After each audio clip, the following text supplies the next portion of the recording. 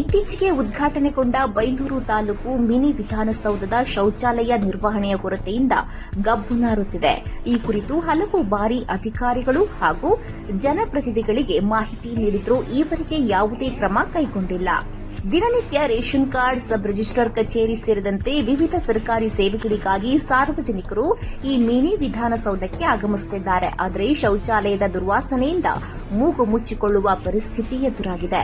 ಇಂದು ತಾಲೂಕು ಕಚೇರಿಗೆ ಅಂಬೇಡ್ಕರ್ ಸೇನೆ ಉಡುಪಿ ಜಿಲ್ಲಾ ಅಧ್ಯಕ್ಷ ಸತೀಶ್ ಕಂಚಗೋಡು ಭೇಟಿ ನೀಡಿದ ಸಂದರ್ಭದಲ್ಲಿ ಶೌಚಾಲಯದ ಅವ್ಯವಸ್ಥೆ ಕುರಿತು ಆಕ್ರೋಶ ವ್ಯಕ್ತಪಡಿಸಿದರು. ಪಬ್ಲಿಕ್ ನೆಕ್ಸ್ಟ್ ಮಾಧ್ಯಮದೊಂದಿಗೆ ಮಾತನಾಡಿ, ಈ ಪರಿಸ್ಥಿತಿಗೆ ಸಂಬಂಧಪಟ್ಟಂತ ಅಧಿಕಾರಿಗಳು ಹಾಗೂ ಸಿಬ್ಬಂದಿಯ ನಿರ್ಲಕ್ಷ್ಯವೇ ಕಾರಣ ಎಂದರು. ಸ್ಥಳೀಯ ಶಾಸಕರು ಈ ವಿಷಯಕ್ಕೆ ಗಂಭೀರವಾಗಿ ಗಮನ ಹರಿಸಿ ಸಂಬಂಧಪಟ್ಟವರ ವಿರುದ್ಧ ಸೂಕ್ತ ಕಾನೂನು ಕ್ರಮ ಕೈಗೊಳ್ಳಬೇಕು ಎಂದು ಆಗ್ರಹಿಸಿದರು.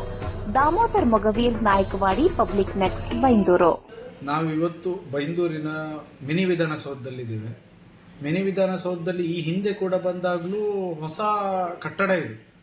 ಈ ಹಿಂದೆ ಬಂದಾಗಲೂ ಟಾಯ್ಲೆಟ್, ಶೌಚಾಲಯ ಯಾವ ರೀತಿ ಗಬ್ಬು ನಾರ್ತಿತ್ತು ಅಂದರೆ ಅದು ಶೌಚಾಲಯಕ್ಕೆ ಹೋಗೋದು ಬಿಡಿ, ಅದ್ರ ಪಕ್ಕದಿಂದ ನಡ್ಕೊಂಡು ಹೋಗ್ಲಿಕ್ಕೂ ಆಗ್ತಾ ಇರಲಿಲ್ಲ.